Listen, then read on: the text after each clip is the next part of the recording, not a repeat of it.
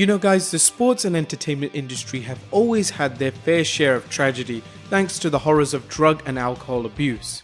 With stars working hard and equally playing hard, substance abuse can be an easy trap to fall into.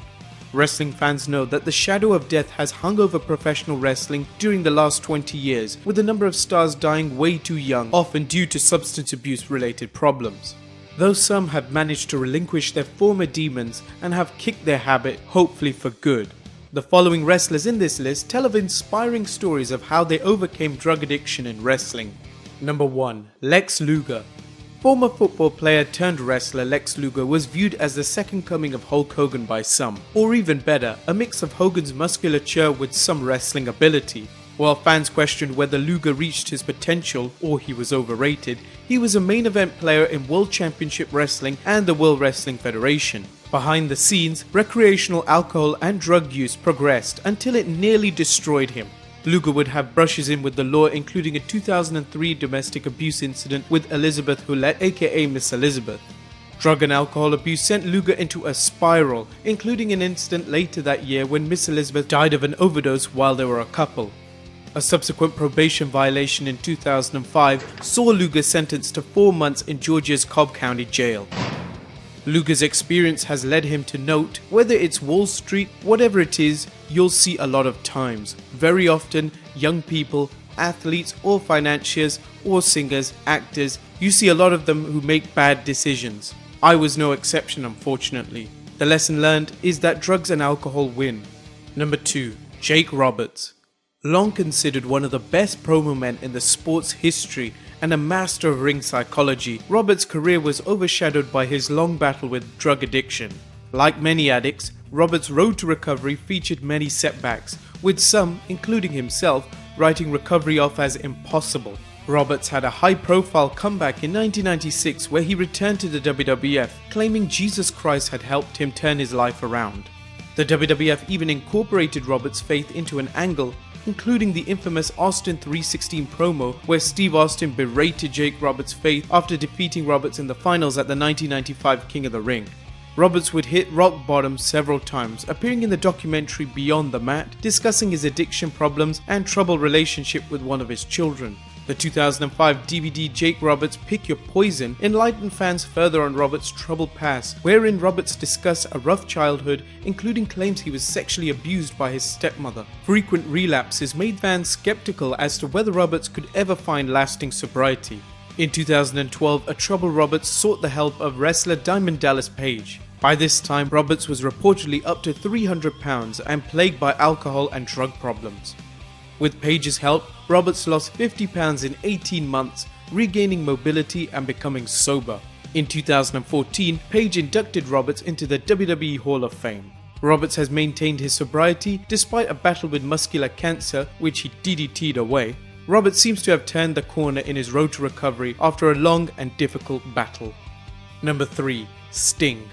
This name may surprise you, as few people heard of Sting having any of wrestling's personal demons during his heyday in WCW.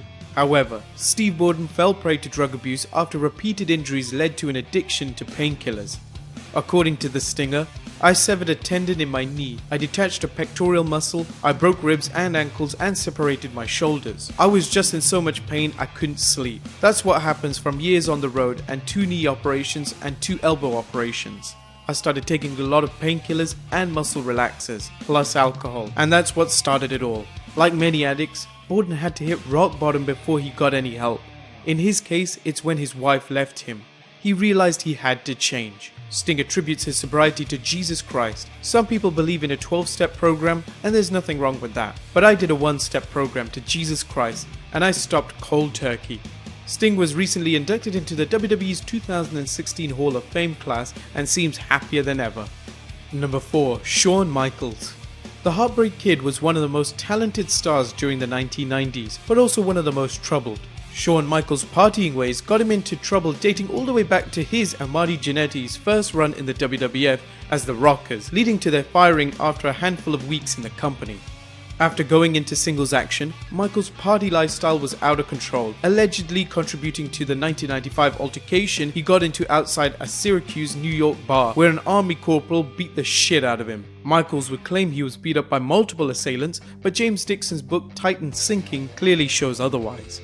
Whilst we've never heard of any stories of Michael's substance abuse affecting his work, it did affect his attitude backstage, leading to a lot of bad blood between Michaels and his fellow wrestlers. Like many people on this list, Michaels turned to God for help and has been clean ever since.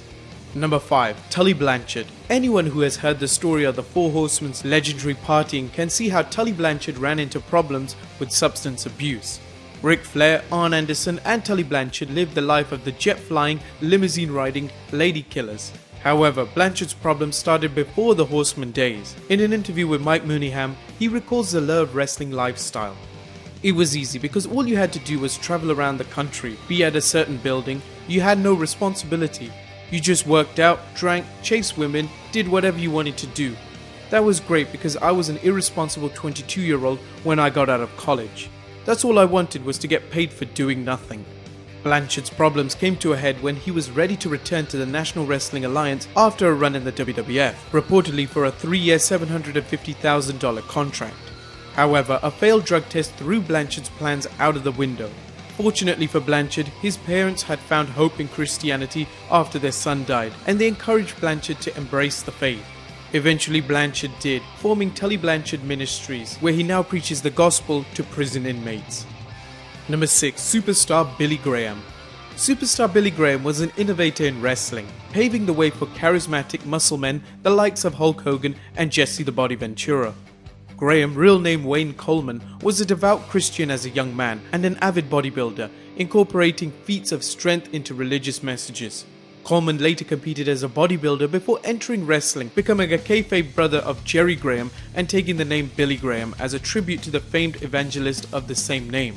Graham would have a distinguished wrestling career, including an 11-month reign as WWF champion, the first extended world title reign for a heel in the promotion.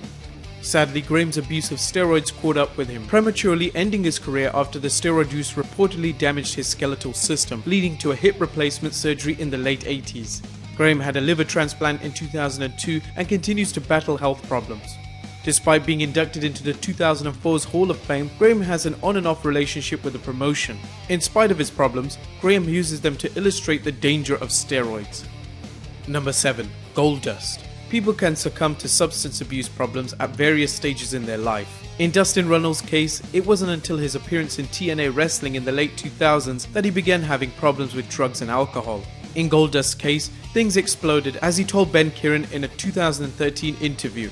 It was day in and day out, probably 2 years solid, and I could go through the list of things. A half gallon of vodka a day, probably 60 or 70 pills a day, plus other stuff like cocaine. It wasn't good, but I didn't care. I didn't see the other way. I only thought about where I could get my next fix. I didn't see what it had done to me or what it was doing to my family and everybody around me, and what it was doing to my career and especially my health. I was trying and remedicating myself. It just didn't happen. Enough was enough. And about 3 or 4 in the morning, I crawled out in the rain and my wife was with me. I was like, I give up. And I got on the phone and I told Dad I wanted to go to the WWE Rehab Center. I haven't turned back. I've been clean and sober for 5.5 years. Number 8. Ivan Koloff. The Canadian-born wrestler became legendary as the Russian Bear Ivan Koloff. Koloff would achieve legendary status when he defeated Bruno Sammartino for the WWF Championship in 1971. Koloff's career was just beginning though, as he became a mainstay during the Territory era. However, over time, social drinking turned to problem drinking, and Koloff knew he was in trouble. In 1994, Ivan turned his life over to God. Now an ordained minister, Koloff spreads the gospel and appears at wrestling conventions. Not every wrestler's addiction has come in the form of alcohol and/or drugs. The next superstar found his life troubled by an addiction to sex. While this might not seem like a serious problem, it threatened to destroy him as well as his family. The $1 Million Man was someone who seemed to have it all. When Vince McMahon brought Ted DiBiase into the WWF, he made sure fans equated to DiBiase's lifestyle with his ring character's wealth and opulent lifestyle. That meant that WWF paid for DiBiase to be chauffeured around in limousines, flown first class, and supplied ample money to spend frivolously, picking up people's checks at restaurants and leaving outrageous tips. Despite all this, DiBiase succumbed to the trap of the road. However, it wasn't drug or alcohol addiction, but something else: sex. Reflecting on what his life was like at that point, DBRC said, "Drugs, sex and rock and roll. The booze, the pills and the broads. I did my share of drinking, but I never had an addiction. I guess my biggest problem was women." DBRC got a wake-up call from his wife when she confronted him about his adultery. DBRC's pleas to come home and explain things were met by a painful declaration that this was no longer his home. After searching his soul, DBRC realized changes needed to be made and he turned to God for help. Over time, DBRC's faith has grown to the point where he is now an ordained minister with a wrestling-based ministry to spread the gospel. Addiction can clearly destroy a person's life, but as these stories have shown, there is always hope. These wrestlers were heroes in the ring to many fans, and their lives after wrestling seem even more heroic, given their ability to overcome substance abuse problems. WrestleMania recognizes these individuals for their achievements and hope they stay on the path to sobriety. I hope guys you can check out my other videos, subscribe to my channel, and I'll see you next time with some more wrestling content.